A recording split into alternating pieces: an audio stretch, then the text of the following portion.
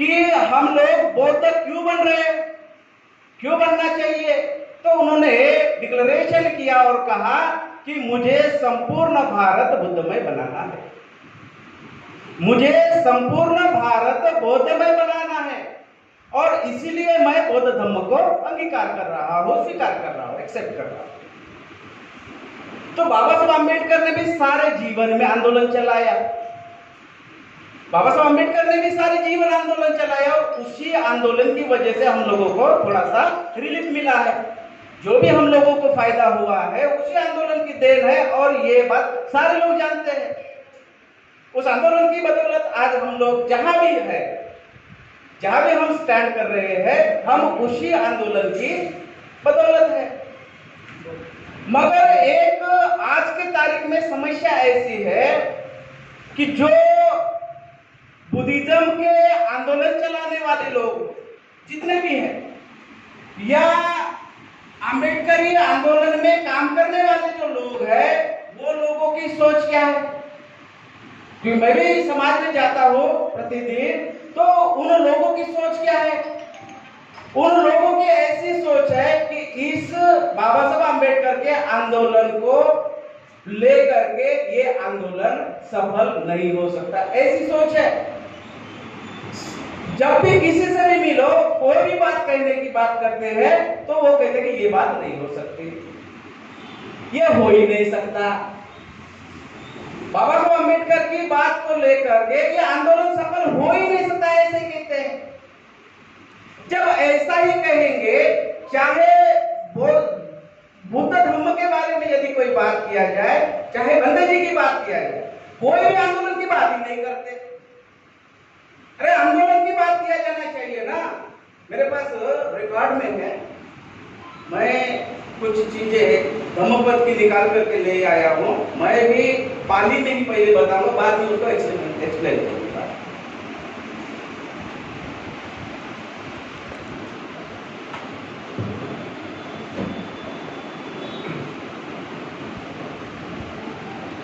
एक कोटेशन है धम्मपद का, कुल्लू पंपे भिक्कवे धम्म देशी सावी निथरन थाय नो गहन थाय ती धम्मा पी पहाड़बा पगेव अधम्मा।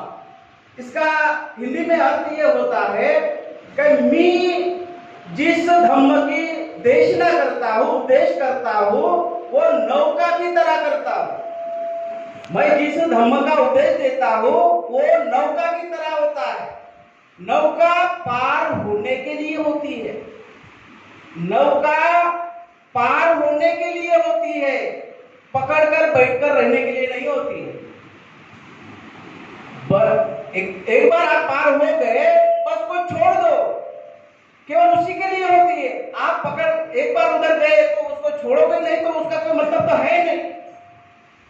तो भगवान बुद्ध ये कहते हैं, मैं जो धर्म का उपदेश देता हूं, पार होने के लिए, जो भी समस्या है, जो भी तकलीफें है, जो भी दुख है, पार होने के लिए है। ये धम्म इसीलिए दिया गया है कि आप जो भी समस्या आएगी, ये धम्म के आधार पर उसका आप सोल्यूशन कर सकते हो। धम्म के आधार पर, उसके प्रिंसिपल पर अमल करते हुए आप आने वाली हर समस्या का समाधान कर सकते हो। दूसरी एक बात, मैं बाद में दूसरी बात करूंगा।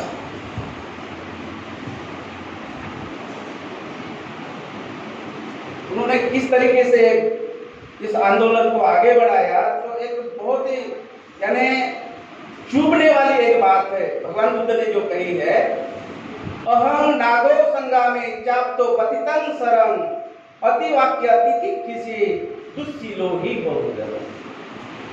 यानी बुद्ध क्या कह रहे हैं, अहं नागो संगामे चाप्तो पतितं शरं अतिवाक्य अतिथि किसी दुस्सीलो ही बहुजनो। माने मैं युद्ध में जो हाथी जाता है, उस हाथी को बाण भाले फेंके जाते हैं, बाण फेंके जाते हैं, कई सारी आपत्तियों का सामना करना पड़ता है, तो भी युद्ध में गया हुआ हाथी वो सारी बाणों को सह लेता है। सारी बातों को सह लेता है, उसी तरह से मैं भी ये जो बहुजन समाज में जब मैं काम करता हूं तो अतिवाक्य तिथि किसी दुस्शीलो ही बहुजनों, तो ये बहुजन तो दुस्शील है। ये भी तरातरी की बात, तरह की बात, क्योंकि बांध तो केवल बांध ही नहीं होते, बातों के बांध तो उससे भी ज्यादा घायल करते हैं। जो बातों के बांध जो होते हैं वो तो ओरिजिनली बांधों से भी ज्यादा खतरनाक होते हैं, तो भी मैं उसको सहन करता हूं। ये तो मानकर चलो बहुजन तो दुष्शील ही है, तो वो तो इस तरह की बातें तो करेंगे ही करेंगे। इसकी परवाह किए बगैर आप लोगों को ये कार्य करना होगा, ये करना ही होगा। और एक उदाहरण है काम कैसे करना है। अपमादरता हो तचित्त मनुरकत दुग्गा उदरता न पके सतो कुंजरो। अपमादरता हो तचित्त मनुरकत दुग्गा उदरता न पके सतो कुंजरे। ये जो गाथा भगवान बुद्ध ने कही, ये गाथा आज के दिन हमको समझना बहुत जरूरी है। ये कब कही, क्यों कही, किस लिए कही। तो साथियों, कौशल नरेश प्रसेनजीत के पास में एक हाथी था और उस हाथी का नाम था बदरेक।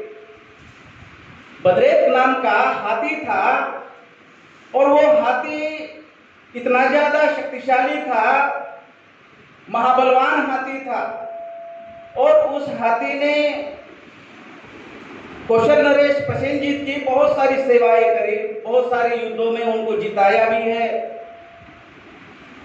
और इस वजह से उस हाथी की महानता उस समय बहुत दूर दूर फैली थी और इस वजह से बड़े बड़े राजा महाराजा उस हाथी को खरीदना चाहते थे। उस हाथी को खरीदना चाहते थे, वो लंबी कतार लगी होती थी उस हाथी को खरीदने के, क्योंकि वो हाथी को कभी भी युद्ध के मैदान में किसी ने भी भागते हुए नहीं देखा। वो हाथी की ऐसा पराक्रम था कि उसको किसी ने भी युद्ध से भागते हुए नहीं देखा।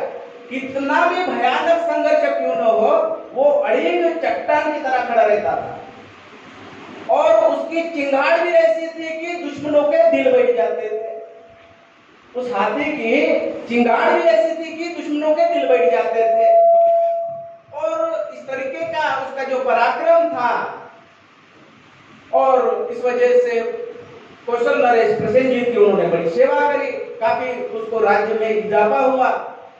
और लास्ट में क्या हुआ कि वो एक दिन हाथी, महाबलवान हाथी एक दिन बूढ़ा हो गया। सभी लोगों को बूढ़ा हो जाना होता है, तो हाथी भी बूढ़ा हो गया। और बूढ़ा होने के बाद में वो रिटायर्ड भी हो गया, सेवा से रिटायर्ड कर दिया गया। उसको सारी सेवाएं मिलती थी मगर रिटायर्ड हो गया। बाद में वो बहुत ज्यादा कमजोर हो गया लास्ट में, और चलते चलते एक दिन तालाब में गया और तालाब में पानी पीने के लिए चला गया और कीचड़ में फंस गया। वो तालाब के कीचड़ में फंस गया। अब देखो, जो हाथी जीवन में कभी किसी युद्ध में नहीं फंसा हो, दुश्मन चारों ओर उसको फंसाना चाहते थे मगर वो दुश्मन नहीं फंसा पाए, कीचड़ में फंस गया। उन्होंने खूब प्रयास किया, हाथी ने कीचड़ से बाहर निकलने का खूब प्रयास किया मगर वो नहीं निकल सका, नहीं निकल सका। बाद में शाम होने जा रही थी, दोपहर हो गई और हाथी को जब देखा गया तो हाथी तो आया नहीं। फिर इधर उधर देखना शुरू हुआ और कुछ लोगों को मालूम हुआ कि वो तालाब के कीचड़ में फंस चुका है। तो राजा को जब मालूम हुआ तो कुछ जो महावत है उनको भेज दिया, जाओ भाई उसको निकाल दो।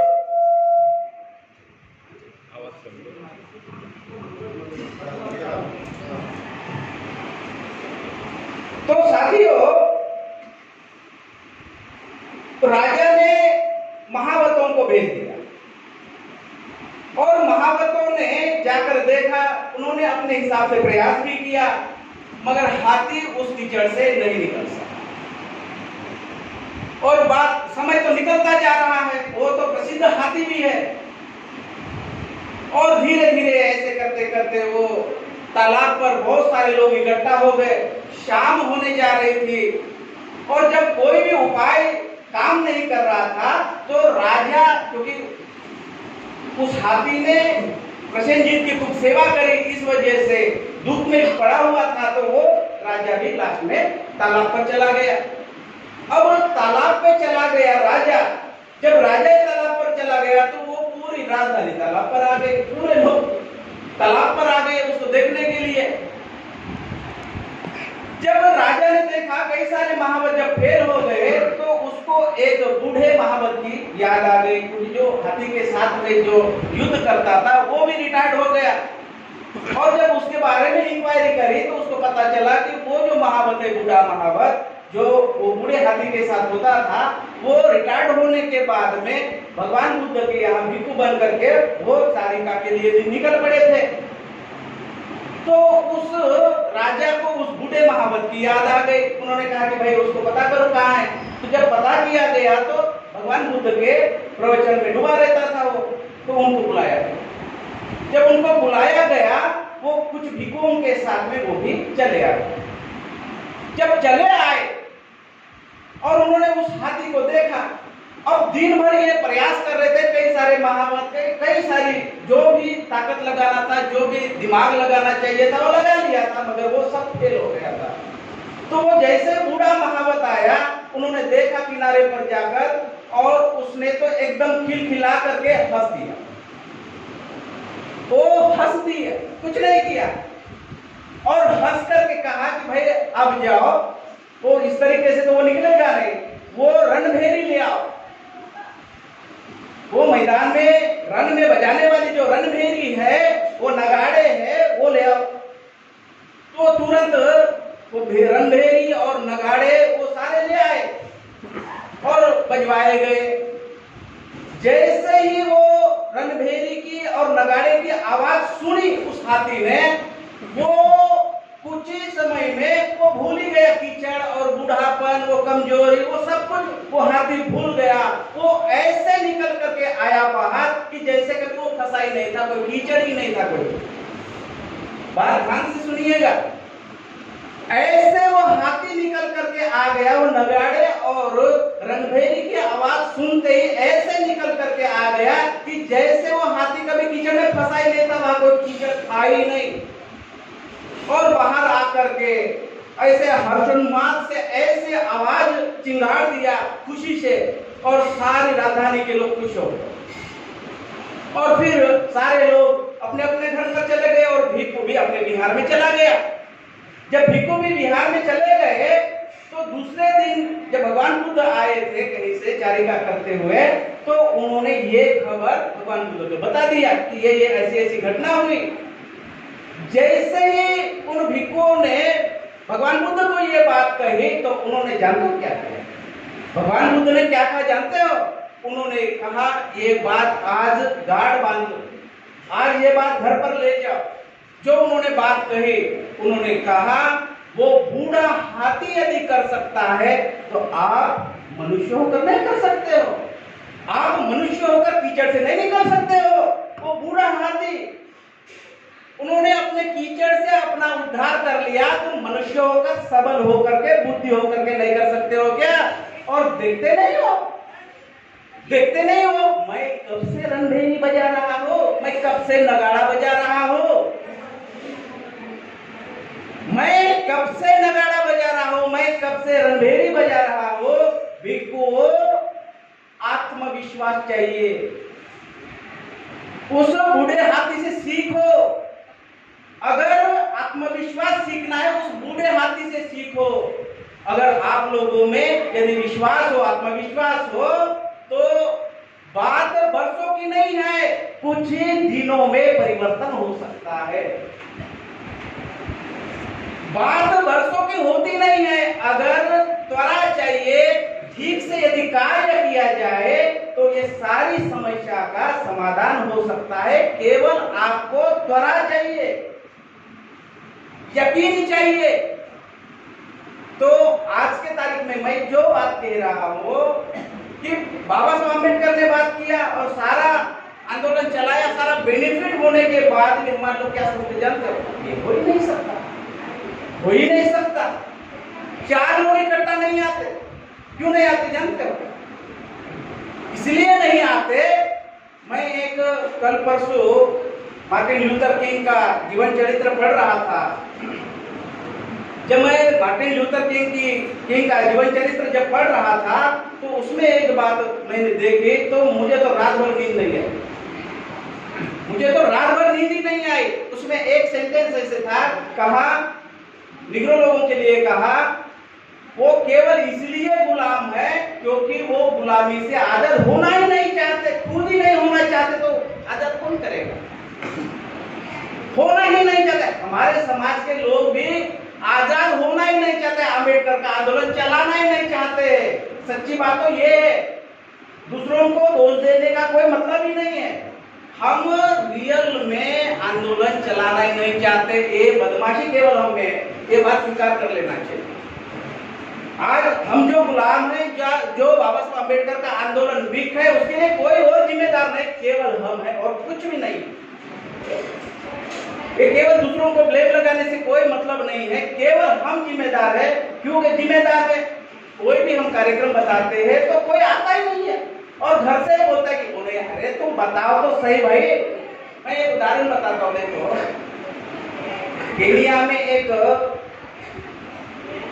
व्यक्ति डिप्रेस हो गया, एक केनिया में आदमी डिप्रेस हो गया और उसने सोचा कि मैं सुसाइड कर लूं, आत्महत्या करने का विचार मन में आया।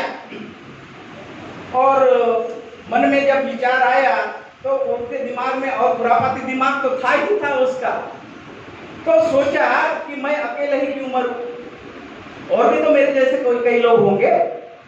तो उन्होंने एक विज्ञापन दिया कि ये हाल होगा, वहां ऐसे लोग आना है, जो भी सभी समस्या से मुक्त होना चाहते हैं, ऐसे लोगों को वहां आना है। तो आपको यकीन नहीं होगा, वहां 2000 लोग इकट्ठा, सुसाइड करने के लिए 2000 लोग इकट्ठा हुए और 2000 लोगों ने सुसाइड किया एक साथ। वर्ल्ड रिकॉर्ड है इंसानों का एक साथ सुसाइड करना, 2000 लोगों का वर्ल्ड रिकॉर्ड है दुनिया का। एक साथ किया, अलग अलग लोगों ने। कई बार तो सुसाइड एक परिवार के लोग भी करते हैं ना, मगर अलग अलग लोग एक साथ 2000 लोगों ने सुसाइड किया। यानी एक आदमी के दिमाग में विचार आया, मगर उन्होंने दूसरे लोगों को मोटिवेट किया मरने के लिए। जब मरने के लिए लोग मोटिवेट हो सकते तो अंबेडकर के नाम के लिए इधर सुनने के लिए नहीं आ सकते। क्या बात करते हो? बाबा साहब अंबेडकर की बात को यहाँ सुनने के लिए नहीं आ सकते। अरे तुम तो कभी किसी को बोलते ही नहीं हो, अपने बच्चे को नहीं बोलते, अपने लुगाई को नहीं बोलते, किसी को भी तो बोलते ही नहीं है ना। हम आंदोलन हमारा असफल क्यों है जानते हैं? केवल हम बात करना चाहते हैं, सीरियस है ही नहीं। सीरियस है, रियल में सीरियस नहीं है, केवल इधर से बकवास करना चाहते हैं, उससे लेना देना हो जाए नहीं हो जाए उससे कोई मतलब तो है नहीं। अरे इतना ही ऐसे किया होता था, बाबा साहब अम्बेडकर ने सीरियसली इस मिशन को आगे बढ़ाया, तभी तो उनके बच्चों की क्या हालत हुई वो तो आप लोग तो भाषणों में देते ही रहते हो। आप ही लोग तो बोलते हो ना कि इतने इतने बच्चे मरे, ये हुआ, उनको कफन के लिए वो साड़ी फाड़ना पड़ा, ये सारी बातें आप ही लोग तो कहते रहते हो ना। तो ये जो त्याग है, वो त्याग की वजह से बाबा साहब अम्बेडकर हम लोगों को यहाँ तक लाए, मगर हम लोग बिल्कुल भी कुछ भी नहीं करना चाहते, बिल्कुल नहीं करना चाहते, घर में रहना चाहते। मैं गर्मी के दिनों में मैं एक सवाल पूछना चाहता हूँ। मैं यहाँ एक प्रशिक्षण लिया था, अब आए कुछ लोग आए बिहार से, तो उस समय इसलिए नहीं आए, उन्होंने कहा कि भाई साहब बहुत गर्मी है इसलिए नहीं आए। आज यहाँ आपका बुद्ध मूर्ति की स्थापना हुआ तो आज बरसात है, कल और कोई रहेगा तो फिर ठंड होगा, तो तुम सालों निकलोगे कब? तुम निकलोगे कब? घर से निकलोगे कब ये बताओ? या तो सर्दी होगी, या तो गर्मी होगी, या तो बरसात होगी, कुछ ना कुछ तो होगा ना निकम्मो। आंदोलन के लिए तो उन्होंने सब कुछ दांव पर लगाया। अब सीरियस है इस मामले में, जिस दिन भी हम सीरियस हो जाए उस दिन आंदोलन, जैसे ही भगवान बुद्ध ने कहा कि त्वरा चाहिए, वर्षों का सवाल नहीं है, कुछ ही दिनों में, कुछ ही समय में क्रांति हो सकती है। यदि हम ईमानदारी से काम करें तो जल्दी से जल्दी क्रांति हो सकती है, क्योंकि हम सीरियस नहीं है। सीरियस किसको बोलते जानते हो? किसी का रिश्तेदार कोई बीमार हुआ होगा या आईसीयू में तो कभी कोई गए होंगे। आईसीयू तो देखा होगा ना सब सारे लोगों ने, आईसीयू। तो आईसीयू के पेशेंट को सीरियस पेशेंट कहते हैं, दूसरे को नहीं कहते। जो आईसीयू में होता है ना पेशेंट, केवल उसी को ही सीरियस कहते हैं, दूसरों को नहीं कहते। तो उसमें क्या होता है जानते हो? वो दुनिया भर की मशीनें उसको लगी हुई, नाक को पता नहीं क्या क्या सारी मशीनें लगी हुई होती है, दुनिया भर की तारें लगी हुई होती है, दुनिया भर की तारें लगी हुई होती है, दुनिया भर की मशीनें होती है, बहुत सारे कंप्यूटर्स होते हैं, वो मॉनिटरिंग करते रहते हैं, 10 एक डॉक्टर होते हैं, 10-12 नर्सेस होती है, 24 घंटों वो एक एक चीज, यानी 15 मिनट में उसकी बीपी मॉनिटर करते हैं, हर 15 मिनट बाद शुगर मॉनिटर करते हैं, हर चीज मॉनिटर करते रहते हैं। कौन सी दवा बढ़ाना है तो कौन सा डोज बढ़ाना है, डोज बढ़ाने से उसको क्या मतलब फायदा हो रहा है नहीं हो रहा है, यानी एक एक मिनट उसको ऐसे मॉनिटर करते हैं। दैट इज सीरियसनेस, वो होता है सीरियसनेस। आंदोलन को आगे बढ़ाने के लिए हम कोई है सीरियस? हम तो है भाई सीरियस, मतलब केवल बड़ी बड़ी पेटें फुलाने से कुछ नहीं होगा। नौकरी मिल गई, पेट तो आएगा, कोई काम तो करेंगे, नहीं तो पेट बाहर आएगा, नहीं तो क्या आने वाला। मैं तो बिल्कुल साफ बोलने वाला, क्योंकि मैं आंदोलन करता आदमी हूँ, मैं कोई पॉलिटिकल वो तो हूँ नहीं, इस वजह से मुझे डरने का कोई मतलब नहीं है, क्योंकि मैं एक बाबा साहब अम्बेडकर के आंदोलन का एक सिपाही होने के नाते आंदोलन कैसे आगे बढ़ेगा, किस तरीके से आगे बढ़ाया जा सकता है, उसके लिए जो बोलना चाहिए वो तो हमें बोलना ही होता है। हम उसके लिए कोई परवाह भी नहीं करेंगे, क्योंकि आंदोलन चलाने के लिए जो लोग एक सिद्धांत है, जो लोग सोए हुए हैं उसको तो जगाया जा सकता है, जो लोग सोए होते हैं उनको जो जगाया जा सकता है, जो सोने का ढोंग किया हुआ है उसको तो लात ही मारना पड़ेगा, दूसरा कोई विकल्प नहीं है। वो लात मारकर खटिए से बाहर निकालना पड़ेगा, तभी उठेगा, नहीं तो उठेगा ही नहीं सारा। जब उठेगा ही नहीं तो उसको लात मारना पड़ेगा। तो ये साथियों, आंदोलन के लिए ये जो हमारी जो अतिवाक्य है, अतिवाक्य माने यही होता है कठोरता। अतिवाक्य यानी दूसरा कोई बात, क्योंकि भगवान बुद्ध ने ही यही बात कही, अहम नागो संगा में चाप तो पतितंग सरम अतिवाक्य तितिक्षि दुस्सिल बहुजन दुस्सिल होने की वजह से अगर वो सही बात को मान लेते तो ये तो बोलने की जरूरत थी नहीं, जब मान ही नहीं रहे इसलिए ये समस्या है। तो साथियों, मैं और एक बात, क्योंकि हमारा आंदोलन सफल क्यों नहीं हो रहा है, मैंने बहुत सारा रिसर्च किया हूँ, इसलिए मैं एक डेमो आपको देना चाहूँगा। क्योंकि ये बात यदि हम सीरियस हो जाए, क्योंकि कभी भी देर नहीं होती है, किसी आंदोलन को कोई देर नहीं होती है, जब जागे जब सवेरा, करने वाले जब कोई आ जाते हैं तो उसके लिए कोई देर नहीं होती है। किसी भी समय पर जब भी जाग जाते हैं उस समय से ही यदि शुरू किया जाए तो भी आंदोलन सफल हो जाते हैं, इस बात को हम मानते हैं। तो साथियों, मैं एक आपको डेमो देना चाहूंगा। तो देखो, हमारे बहुत सारे जो लोग हैं असफल होने का, क्योंकि ये हमको देखना ही होगा हम सफल क्यों नहीं हो रहे, असफल ही क्यों हो रहे हैं, क्योंकि कई सालों से जब हम असफल हो रहे हैं तो अभी तो हम लोगों को देखना तो चाहिए कि भाई बात क्या है। ऐसा नहीं कि हम काम तो कर ही रहे ना, बहुत सारे लोग काम कर रहे हैं, काम करते हुए सफलता मिल रही क्या? सफलता तो मिल नहीं रही है, तो सफलता क्यों नहीं मिल रही है इसके बारे में तो जांचना काम किसका है, हमारा ही तो है। तो इसलिए मैं एक बात आपको डेमो करके बताना चाहूंगा। तो साथियों, बाबा साहब अम्बेडकर या भगवान बुद्ध ने जब काम शुरू किया तो क्या उस समय की परिस्थिति एकदम अनुकूल थी क्या? बताओ, उस समय भी कोई अनुकूल परिस्थिति तो थी नहीं, निश्चित रूप से नहीं थी। अच्छा, जब बाबा साहब अम्बेडकर ने काम शुरू किया तो उस समय उनको जो सफलता मिली, मगर काम जब शुरू किया था उस समय अनुकूल परिस्थिति थी क्या? अनुकूल परिस्थिति थी? बिल्कुल भी नहीं थी, बहुत ज्यादा भयानक परिस्थिति थी, भयानक परिस्थिति, मगर वो सफल क्यों हुए? और आज परिस्थिति अच्छी होने के बावजूद भी हम असफल क्यों? ऐसा क्योंकि ये बातें कॉन्ट्रडिक्टरी है, वैसे विरोधाभासी बातें हैं, क्योंकि परिस्थिति खराब होने के बावजूद भी उन्होंने रिजल्ट निकाला। परिस्थिति तो खराब थी ना, इसके बावजूद भी उन्होंने रिजल्ट निकाला, और वो प्रोडक्ट हम हैं, हम सभी लोग बाबा साहब अम्बेडकर के आंदोलन के प्रोडक्ट है कि नहीं है? और आज परिस्थिति बहुत अच्छी है, इसके बावजूद भी हम सारे लोग मिलकर कुछ नहीं कर पा रहे, हम सारे लोग इकट्ठा होकर भी कुछ नहीं कर पा रहे। ये बात भी सच है कि नहीं? बिल्कुल सच है। तो ऐसा क्यों हो रहा है? इसका कारण ये है कि देखो, जो पोटेंशियल उस समय भी था और पोटेंशियल आज भी, क्योंकि देखो आज क्या है, आज भी कुछ लोग सफल हो रहे कि नहीं हो रहे? हम लोग असफल हो रहे, ये बात अलग है। हम लोग असफल हो रहे, ये बात तो अलग है, मगर कुछ लोग सफल हो रहे कि नहीं हो रहे? कुछ लोग तो सफल हो रहे कि नहीं हो रहे? नहीं रहे। तो पोटेंशियल तो समान ही है। पोटेंशियल, क्योंकि बाबा साहब अम्बेडकर के सामने भी ये बात थी, मगर वो सफल हुए। तो पोटेंशियल का कोई मतलब नहीं होता है, वो हमेशा संभावना तो बराबर बनी रहती है। और हम ऐसा नहीं कि काम नहीं करें, काम तो कर ही रहे, मतलब एक्शन तो हम कर ही रहे, मगर हमारे एक्शन पोटेंशियल समान होने के बावजूद भी हमारे एक्शन जो है रिजल्ट के साथ में मैच नहीं हो रहे।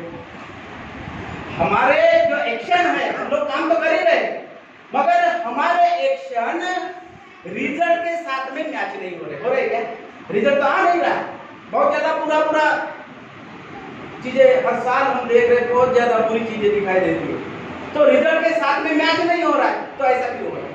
तो केवल इसलिए होता है क्योंकि हम पहले से क्या सोचते, लोग नहीं आएंगे, लोग हमारी बात नहीं मानेंगे, पता नहीं लोग क्या कहेंगे।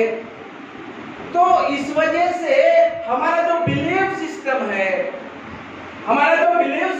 है, वो वीक हो जाता है, पहले से वीक होता है। मैं कई बार कहा, सबको भी कहा कि साहब 10 लोगों को कहो, मैं उदाहरण के लिए कह रहा हूँ कि मैं आप लोगों को बोल नहीं सकता हूँ, अक्सर साहब को मैं बोल सकता हूँ।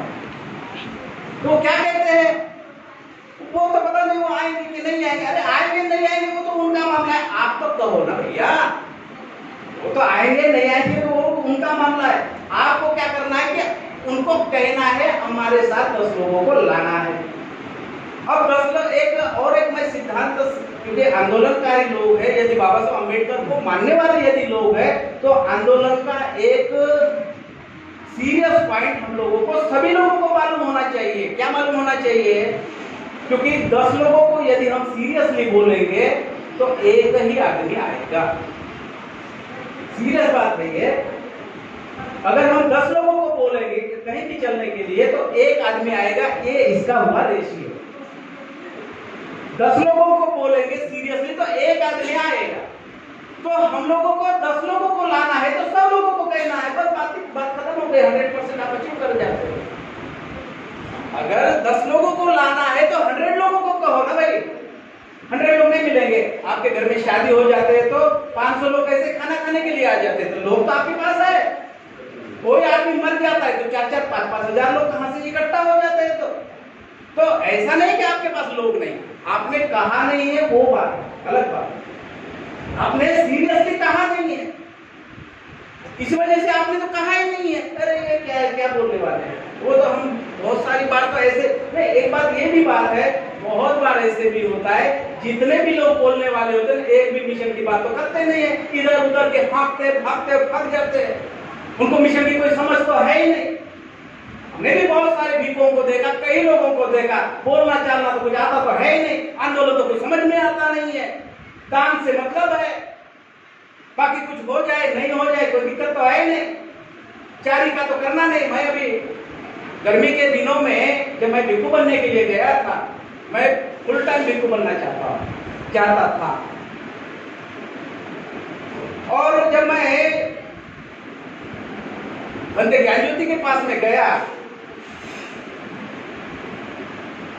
मैंने कहा कि मुझे फुल टाइम भिक्षु बनना है।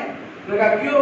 मुझे तो बाबा साहब ने जो बात कही कि मुझे संपूर्ण भारत बौद्धमय बनाना है, तो उस बौद्धमय भारत बनने के लिए मुझे अपना हिस्सा देना है भाई, इसलिए मुझे भिक्षु बनना है।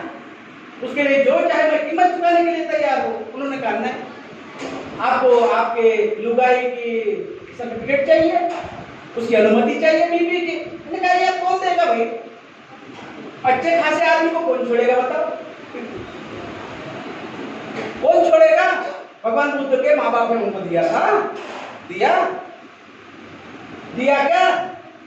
अरे कोई भी जब फोकट में उसके आधार पर खाना पीने को मिल रहा है तो कौन छोड़ने वाला है? कोई भी नहीं छोड़ना चाहता। तो मैंने कहा यार भगवान बुद्ध को भी नहीं मिला तो मेरे से कैसे मांगोगे? उन्होंने कहा विनय पिटक में। मैंने कहा ठीक है।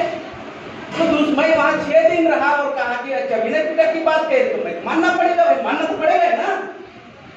तो मैंने तीसरे दिन उनको कहा दिन में 3-3 बार खाना और दिन भर पलंग पर लेटे ही रहना, सोते ही रहना, ये कौन से विनय में है? तुम्हारे भिक्षु साले खाते और सोते रहते हैं, केवल खाना और सोना। मैंने तीसरे दिन उनको कहा तुम्हारे भिक्षु केवल खाते हो, 3 टाइम खाते हो, दिन भर सोते रहते, फिल्म देखते हैं, मजाक देखते रहे, सारे नाटक देखते रहते। मैंने कहा ये कौन से विनय में है बताओ?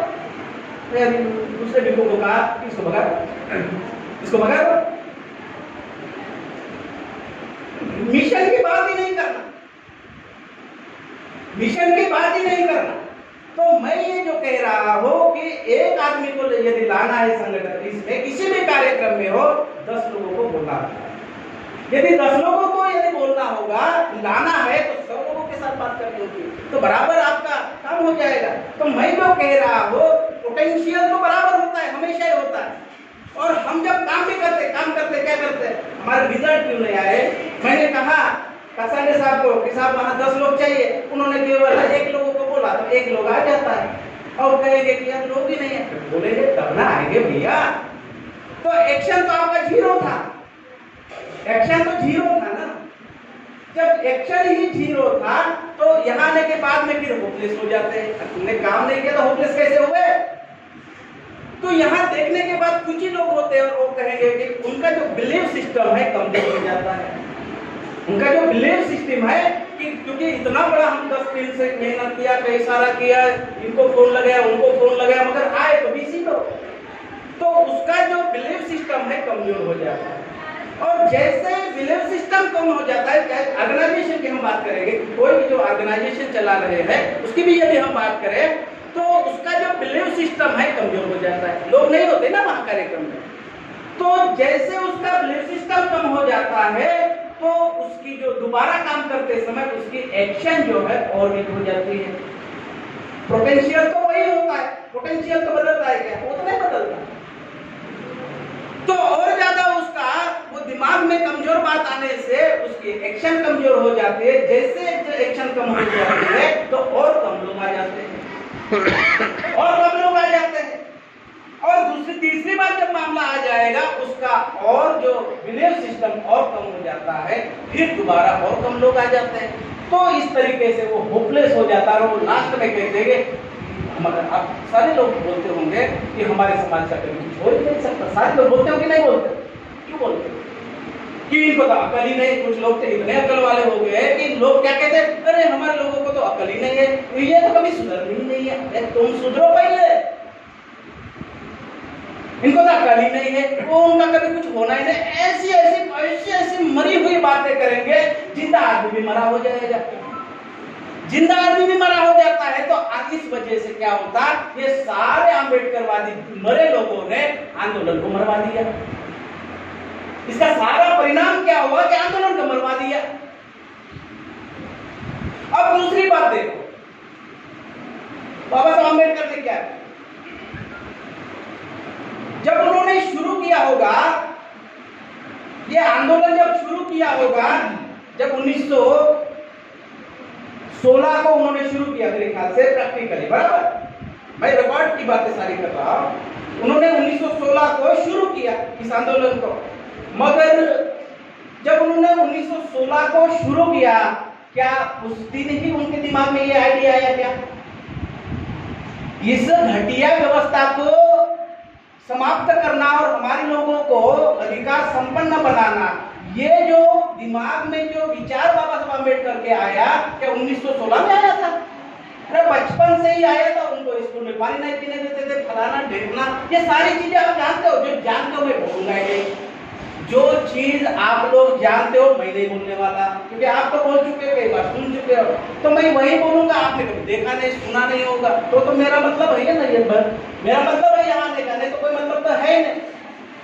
तो बाबा साहब अम्बेडकर ने 1916 में यदि शुरू किया भी होगा, मगर बाबा साहब अम्बेडकर के दिमाग में ये विचार बहुत पहले से आया होगा।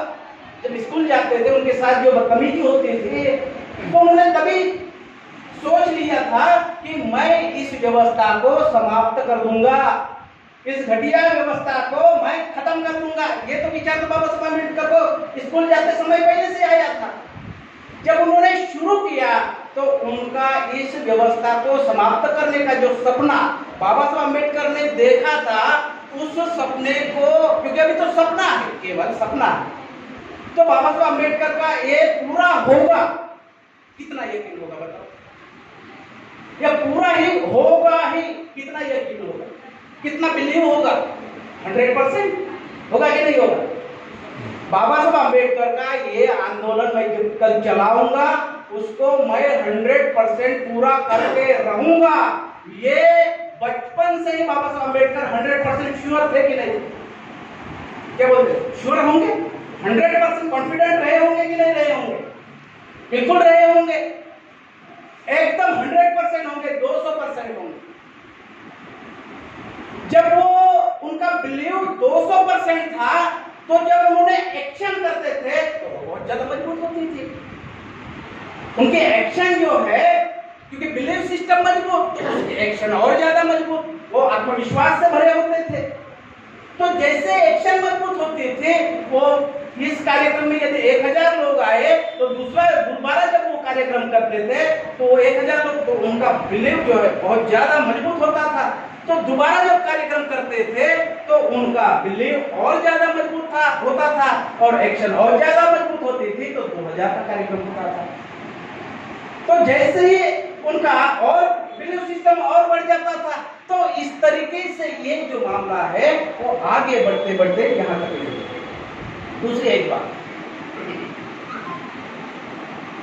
मैं एक दूसरा उदाहरण देना चाहूंगा, यानी बिलीव सिस्टम से क्या होता है। मैं 2 उदाहरण दूंगा, क्योंकि ताकतवर से वगैरह कुछ नहीं होता है, बुद्धिमानी से कुछ नहीं होता है, पैसों से कुछ नहीं होता है। एक शेर, जंगल में शेर जब निकलता है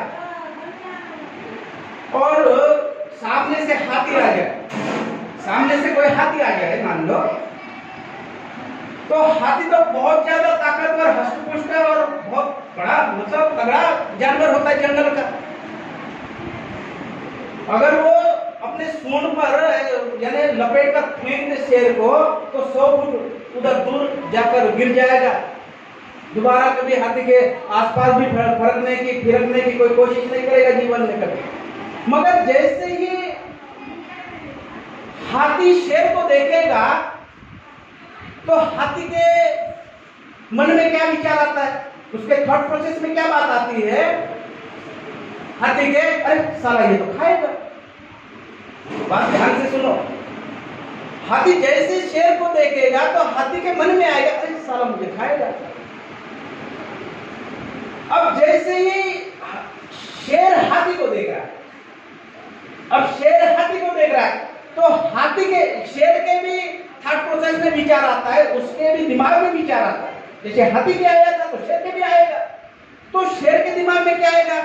ईटर, मैं तो खा जाऊंगा, ये तो मेरा लंच हो जाएगा।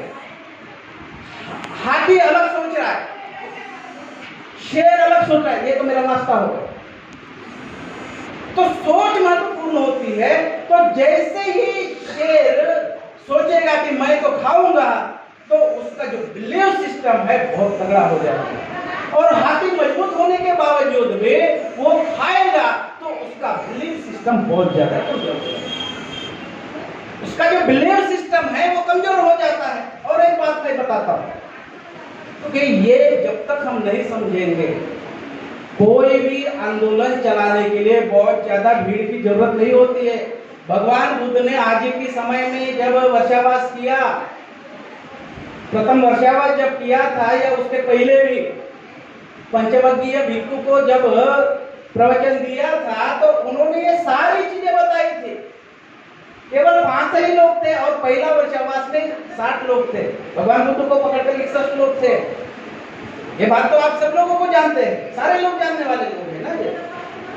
तो ये जो बिलीव सिस्टम है वो काम करता है। भगवान बुद्ध ने ये सारी चीजें जलत भिक्खवे चारिकम बहुजन हिताय बहुजन सुखाय तान हिताय लोकानुकंपाय आदि कल्याण मध्य कल्याण अंत कल्याण में ये सारी चीजें बताई कि यही एकमात्र विचार है जिस विचार से लोगों का कल्याण किया जा सकता है। दूसरा कोई विचार है नहीं, केवल यही विचार है।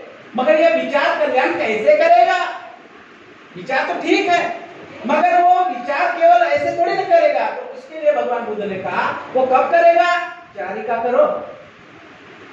चारिका करो का मतलब है लोगों को बताओ और कुछ नहीं होता है।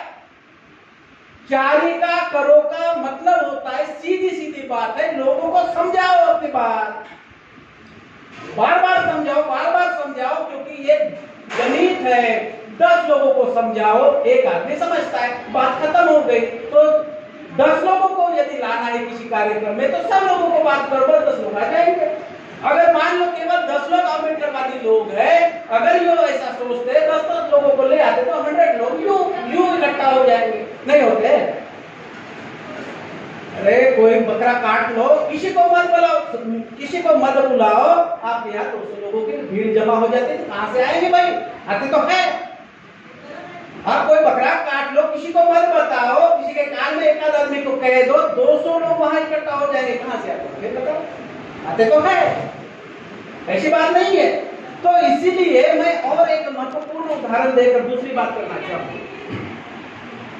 1903 में एक घटना हुई इंग्लैंड में। एक ओलंपिक कोच थे, उस कोच का नाम है एंड्रयू हैरिस।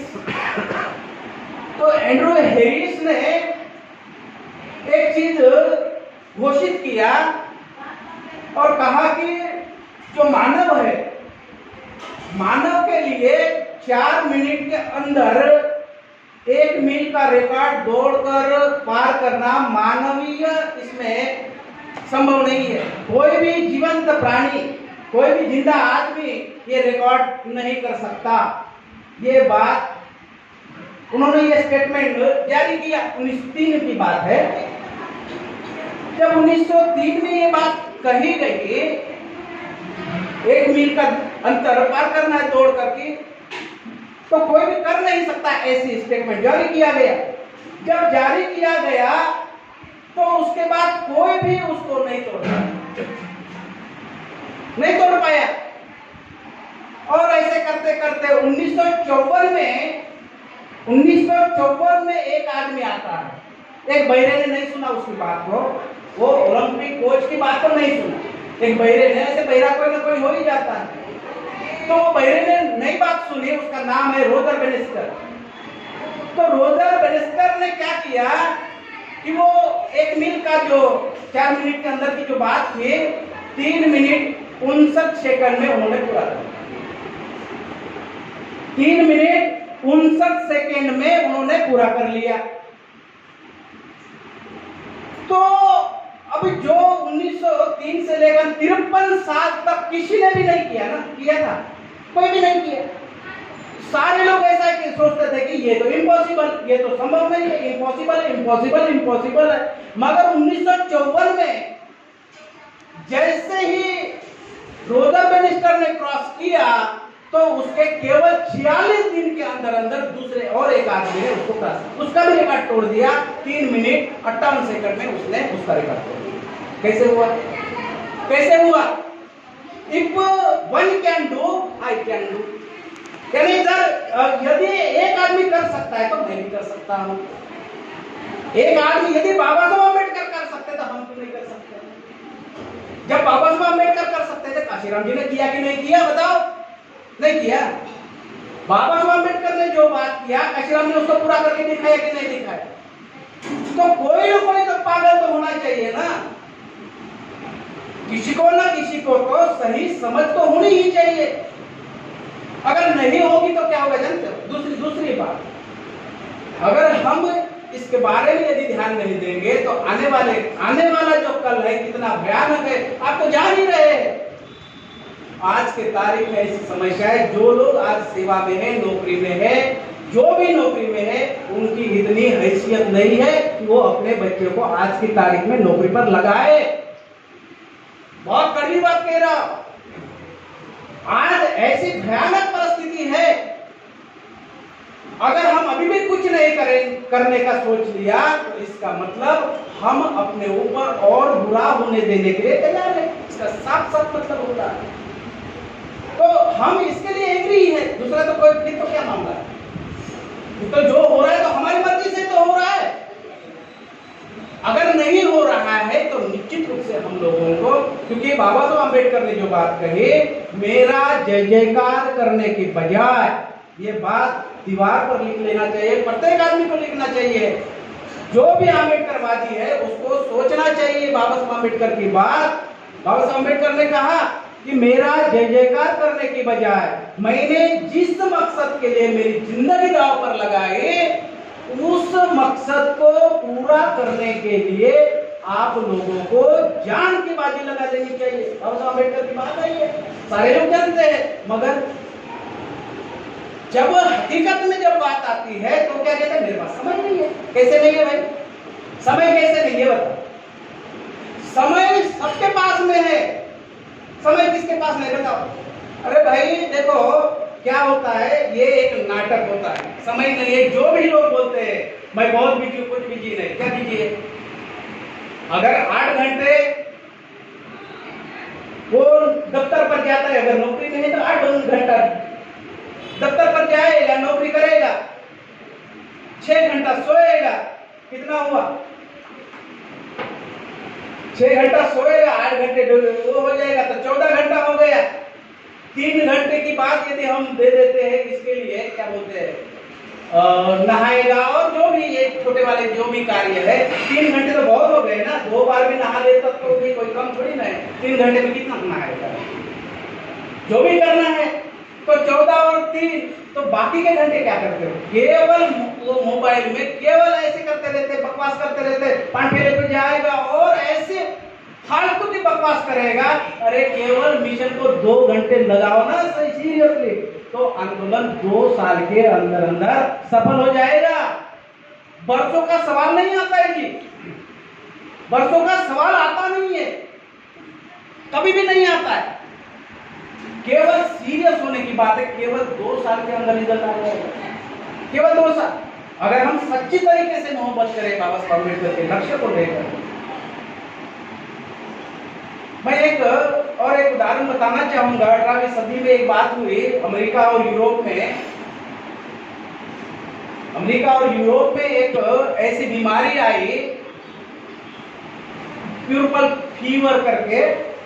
18वीं सदी की शुरुआत की बात है। उस समय मेडिकल साइंस अभी नई करवटें ले रहा था। इतनी आज जैसा डेवलप है मेडिकल साइंस, इतना ज्यादा डेवलप नहीं था। कि नया मेडिकल साइंस में परिवर्तन हो रहे थे 18वीं सदी की। इनको काफी अच्छे समाप्त कर दूंगा, क्योंकि मेरा वो नहीं होता कि मैं लोग बैठे हुए हैं तो खींचे चले जाओ। जो मुझे जितनी बात कहनी है, जो मैसेज देना है, तो वो मैसेज दे करके, क्योंकि वो जरूरी होता है। क्योंकि आमतौर पर ऐसा होता है, जो दूसरे लोग होते हैं इधर उधर के काम करके समय बर्बाद कर देते हैं फोटो खींच खांच में, और जो असली बात के लिए समय उपलब्ध होता नहीं है आमतौर पर। तो समय किलिंग करने के लिए किसी से यदि सीखना है तो हमारे समाज के लोगों से कोई सीख ले, क्योंकि वैसे कोई सीखेगा नहीं है तो बहुत घटिया बात है। लोग तो अच्छी बात सीखना चाहते, घटिया बात को ये सीखना ही नहीं चाहते। तो साथियों, तो 18वीं सदी में शुरुआत के दौर में यूरोप और अमेरिका में प्यूरपल फीवर नाम से एक बीमारी हुई थी। तो ये क्या होती थी, जो गर्भवती महिला है गर्भवती खास करके ये महिलाओं के लिए मतलब महिलाओं के लिए ही जो बीमारी हो जाती थी, तो जैसे ही वो बच्चे देने का जैसे समय आ जाता था तो वो हॉस्पिटल जैसे एडमिट हो जाते थे और वो बच्चा होने के बाद में 48 घंटे के अंदर अंदर वो महिला मर जाती थी। 48 घंटे के अंदर अंदर वो महिला मर जाती थी, बच्चा भी मर जाता था। और लगभग 70% महिलाएं मर जाती थी। तो साधारण बात तो थी नहीं, बहुत ज्यादा भयानक बात है। 70%, अब उससे भी ज्यादा, तो 70% तो बहुत ज्यादा हो गया। पूरे यूरोप में हंगामा हो गया, पूरे अमेरिका में हंगामा हो गया। और बाद में क्या हुआ वो समझ ही नहीं आ रहा था कि मामला क्या है भाई। और मेडिकल साइंस तो नया नया था, फिर भी वो जो भी करना चाहिए था वो कर रहे थे डॉक्टर सारे लोग सीरियसली। और ऐसे 30 साल तक चलता है। और बाद में एक डॉक्टर आर्यूविल विंडर होम्स करके एक नया डॉक्टर आया हमारी तरफ, बिल्कुल यंगेस्ट था, डॉक्टर आर्यूविल विंडर होम्स। तो उन्होंने देखा कि बात क्या है। जब उन्होंने देखा और कहा कि भाई ये प्रॉब्लम तो आप है और नहीं, बीमारी प्रॉब्लम नहीं है, ये बीमारी। वो 2-4 दिन जब देखा उन्होंने, वो ऑपरेशन करते हुए ये सारी चीजें देखा उन्होंने, और 2-4 दिन देखने के बाद में उन्होंने एक प्रेस कॉन्फ्रेंस लिया डॉक्टर उनकी और कहा बीमारी प्रॉब्लम नहीं है, प्रॉब्लम तो आप हो। डॉक्टर उनको कहा बीमारी प्रॉब्लम नहीं है, प्रॉब्लम तो आप लोग हो। कैसे भाई, कैसे? तो उन्होंने कहा क्योंकि जब किसी का पोस्टमार्टम होता था, जो भी होता था, तो बहुत, क्योंकि बड़े बड़े हॉस्पिटल में तो एक केस तो होगी नहीं, तो कई सारी केसेस तो चलती रहती है। तो हाथ धोए बगैर ही दूसरे का ऑपरेशन या जो भी करना था, पोस्टमार्टम वगैरह वो कर लेते थे उस समय। तो आर्यूविल विंडर होम्स की बात भी उन डॉक्टरों ने नहीं माना थी, और ये लगभग 30 साल तक और नहीं माना।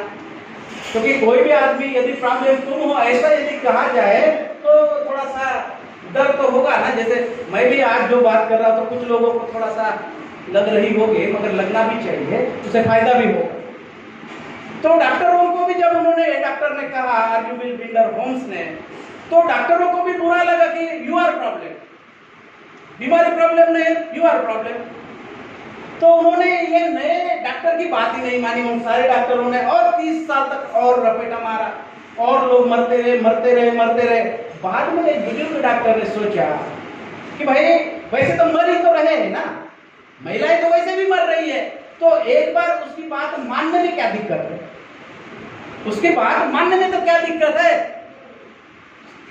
वैसे तो हम तो कोई खास तीर तो मार नहीं रहे, जो मरना है तो वो तो मर ही रहे, तो एक बार उनकी बात मानने में क्या हर्ज, क्या कुछ भी तो नहीं है, कोई पैसा आटा तो लगना नहीं है, तो उसकी बात मानकर देख लेते हैं। तो उस दिन उन्होंने पूरा मॉनिटर किया कि हर कोई बगैर हाथ, मतलब वो पॉलीथीन लगाएगा, जो भी वो भीड़ होती थी वो सारा बिल्कुल हाथ साफ हो गए, सारे नया उस्तरे होंगे, वो सारा जो कुछ भी।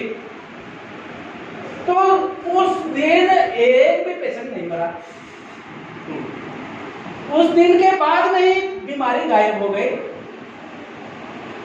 उस दिन के बाद ही बीमारी गायब हो गई, कुछ भी नहीं करना पड़ा। और मगर इसके लिए 60 साल तक नुकसान होता रहा, कई सारी महिलाओं की जाने गई। तो हमारे आंदोलन में भी वो बीमारी प्रॉब्लम नहीं है, यू आर प्रॉब्लम, दूसरे लोग प्रॉब्लम नहीं है, तुम ही लोग है, हम ही है, तुम माने मैं भी उसमें आता हूँ। जो भी अम्बेडकरवादी लोग, जो आंदोलन अम्बेडकरवादी सक्सेस नहीं हो रहा है, बुद्धिज्म का आंदोलन यदि सक्सेस नहीं हो रहा है, तो उसके लिए कोई और जिम्मेदार नहीं है, अम्बेडकरवादी लोग ही उसके लिए जिम्मेदार है, बुद्धिज्म को मानने वाले लोग ही उसके लिए जिम्मेदार है, कोई और जिम्मेदार है। तो साथियों, बोलने के लिए तो बहुत सारी चीजें होगी, मैं आज की तारीख में इतनी ही बात कहना चाहूँगा, क्योंकि आंदोलन को अभी भी बाबा साहब अम्बेडकर के हिसाब से यदि उसका एनालाइज किया जाए, सही से किया जाए, तो 2 साल के अंदर अंदर बहुत सा आंदोलन को आगे बढ़ाया जा सकता है। ऐसा नहीं कि नहीं हो सकता है, हो सकता है, किया जा सकता है। और इसके लिए मैंने 2-3 साल के अंदर अंदर इस तरीके से इस एरिया में मैं अभी 2 साल मैं राजूरा चंद्रपुर रहने का ही विचार बना लिया हो। उसके बाद पता नहीं मैं किधर रहूंगा, मगर ये 2-3 साल के अंदर अंदर इस आंदोलन को जहाँ ले जाना चाहिए वहाँ हम ले जाएंगे। और जो भी सेमिनार होंगे, जो भी कार्यक्रम होंगे, हम मिलजुल कर यदि किया जाए, बैठेंगे तो ही मामला आगे बढ़ेगा। मैं और एक और थोड़ा 10 मिनट और मुझे समय चाहिए, क्योंकि नहीं तो आप ये कह सकते हो, मैं इसलिए कहना चाहूँगा, नहीं तो आप लोग मुझे ये बात कह सकते हो ये कल आया और कुछ भी बोल रहा है, नहीं तो बहुत अनुभव है।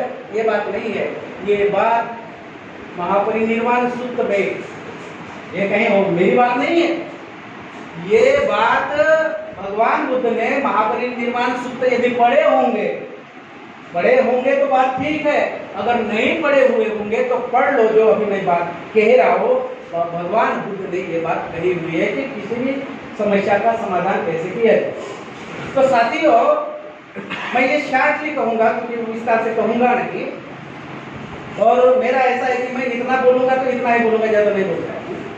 तो आप निश्चित रहिएगा, 5 मिनट बोलूँगा तो मैं 15 नहीं बोलता, 5 मिनट खत्म कर। तो एक बार की घटना है,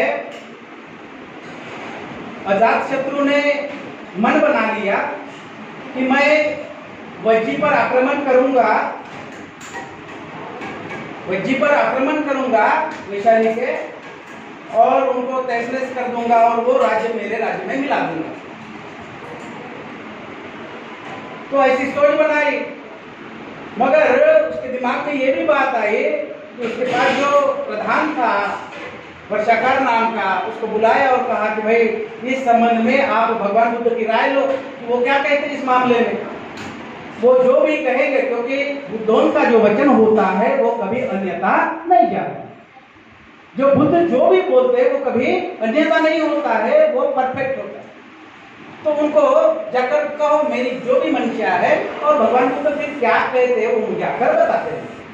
तो गए, जाने के बाद में भगवान बुद्ध को नमस्ते जो भी करना था कर लिया, उनका स्वास्थ्य पूछा, हालचाल पूछा और कहा कि भाई अजातशत्रु ने मुझे ऐसे ऐसे भेजा है, तो बोलो आपकी क्या राय है इस मामले में। तो उस समय जो आनंद है वो पंखा झल रहे थे, उस समय वो पंखे होते थे, हम जो बांस के बनाते हैं उस समय वो वाले पंखे तो थे विद्यमान में, ये वाले पंखे नहीं थे, वो थे। तो वो पंखे झल ही रहे थे आनंद, और कहा कि भाई आपने सुना है, उनको संबोधित करते हुए आनंद को भगवान बुद्ध ने कहा कि